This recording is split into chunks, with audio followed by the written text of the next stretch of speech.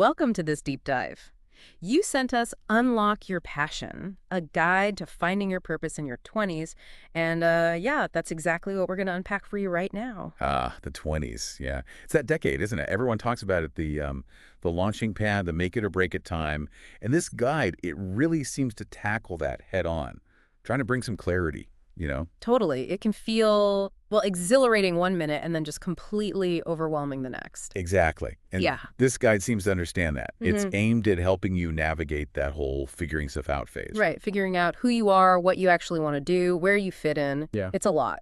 So our goal here is really to sift through this guide, pull out the actionable stuff, the insights that can genuinely help. Okay, so where does it start? I think it lays some groundwork first, right? Making a distinction between purpose and passion. How did you feel about its definitions? Yeah, okay, let's get into that. So the guide paints purpose as this underlying sense of meaning. It's what fuels your actions, your decisions. And it's tied really closely to your core values, your experiences, and kind of how you feel you're contributing. Mm-hmm. And passion. Passion is more that like raw energy, that intense enthusiasm for something, the thing that gets you excited, makes you lose track of time. Yeah, what I found interesting is how the guide stresses they don't really work in isolation. It's like, Yeah. think of passion as the fuel, maybe, the spark. Yeah, I like that. But purpose, that's the compass. It gives all that energy direction. Because, purpose without passion might feel kind of like duty, maybe even joyless. Right, like you should do it, but you don't really feel it. Exactly. And then passion without purpose. Well, that could just be spinning your wheels, right? Mhm. Lots of activity, maybe fun for a bit, but ultimately feeling kind of Oh. aimless, Mhm. unfulfilled. Fuel and a compass. That's a really good way to think about it. And the guide actually dips into the psychology behind this search for meaning, too. It does, yeah. It brings up Viktor Frankl, his whole will to meaning idea, suggesting this isn't just some nice to have, it's like a fundamental human drive. Mm-hmm. And it connects that to positive psychology, where having a sense of purpose is actually linked to, well, flourishing, to greater well-being overall. It's not just about your career. It's bigger than that. So it's like scientifically sound to feel like we need this stuff, which is kind of reassuring, actually. Definitely. And studies do show that a strong sense of purpose Mm-hmm. can act as a buffer against stress. Mhm. It can even be linked to, like, living longer. Wow. Okay. And I really liked how the guide tackled that pressure. The pressure to find your one single lifelong purpose. Oh, that's such a huge point, isn't it? Especially Yeah. in your 20s. That idea can be totally paralyzing. It really cared. But the guide offers a much more liberating view. Yeah. It suggests purpose often evolves, it can change, it can even be multifaceted. You don't have to find the one thing. Exactly. It gives examples like maybe purpose for you right now is about personal growth, or maybe it's creative expression, or serving your community, or, innovation in your job. It just takes the pressure off finding that single monumental thing. It does. It encourages flexibility, being open, which seems absolutely key when you're in your 20s and everything feels like it's changing anyway. Totally. Yeah. If you cling too tightly to one idea of what your purpose should be, you might miss out on exploring things that actually resonate more deeply down the line. Right. Okay, so if purpose evolves and isn't just one big thing, where does the guide say you should even, start trying to figure it out? Well, the first step, according to this, is really about self-discovery, turning inward. Makes sense.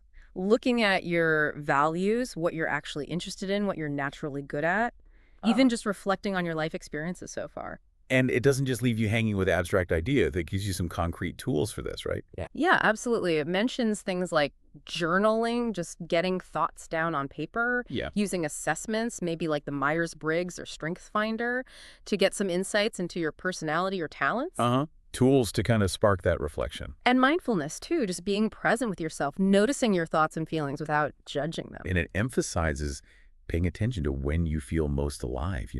Those moments when you get so into something that time just disappears. Yeah, that feeling of flow. Exactly. Yeah. Those moments are presented as really powerful clues. They point towards what genuinely lights you up. Okay, so self-awareness is the foundation.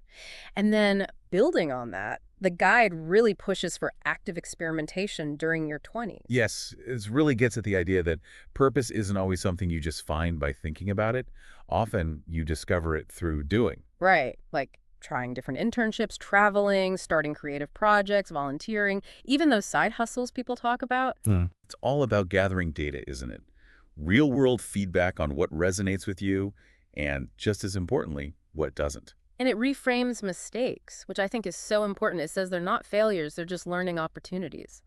Part of the process. Which is incredibly freeing, because that fear of making the wrong choice can really stop you from trying anything new. Oh, definitely. I remember feeling that so strongly. This constant worry about picking the wrong major, the wrong job. And the guide acknowledges that fear and doubt are totally normal, Mhm. but it stresses you can't let them paralyze you. So how does it suggest dealing with that? It talks about building resilience, like changing how you see setbacks, viewing them as feedback, not failure. And also, crucially, building a supportive network. People who encourage you to take those risks, to be authentic. That external support. Yeah, having people who believe in you. That makes a huge difference when things feel uncertain. It really does. But alongside that, the guide also talks about the importance of listening to your own inner voice. Ah, yes, tuning out the noise, which is hard. There are so many external pressures, society, social media, even family sometimes, right? Exactly. Mhm. Everyone has an opinion about what you should be doing. So the guide suggests ways to cultivate that inner listening. Like what? Things like intentionally making time for solitude, for silence, space just to reflect. It mentions journaling again, meditation for quieting the mental chatter, even doing like digital detoxes sometimes. Yeah, creating space to actually hear yourself think Yeah. and connect with your deeper values, which leads to another big point in the guide, aligning your actions with those values. Yes, this is where it really starts to click into place. Once Mhm. you've got clearer sense of what principles matter most to you, maybe it's creativity or freedom or compassion, whatever, then you start consciously making choices that reflect those things. Living with integrity, basically. When your actions line up with your beliefs, that's where that sense of meaning really comes from, isn't it? Precisely. Yeah. And then the guide kind of shifts into the practical side. Okay, how do you actually build a life around this? Right, moving from thinking to doing. Yeah, it talks about setting intentional goals, establishing daily habits that actually support your purpose. Mhm. It's not just about the big picture, it's about the small, consistent choices you make every day. Designing routines that energize you, nurturing relationships that uplift you, finding work that engages you. It's presented as a really holistic thing. It is. Purpose isn't just one box you tick. It's woven into how you live day to day. And of course, a big part of that, especially in your 20s, is your career. Definitely. The guide gives some pretty practical advice there. Yeah, it encourages exploring rather than just grabbing the first thing. Suggests doing informational interviews, talking to people in different fields, taking workshops, finding mentors. Learning from people who've been there. Exactly. But it also makes that vital point. Your job doesn't have to be the only place you find purpose. Right.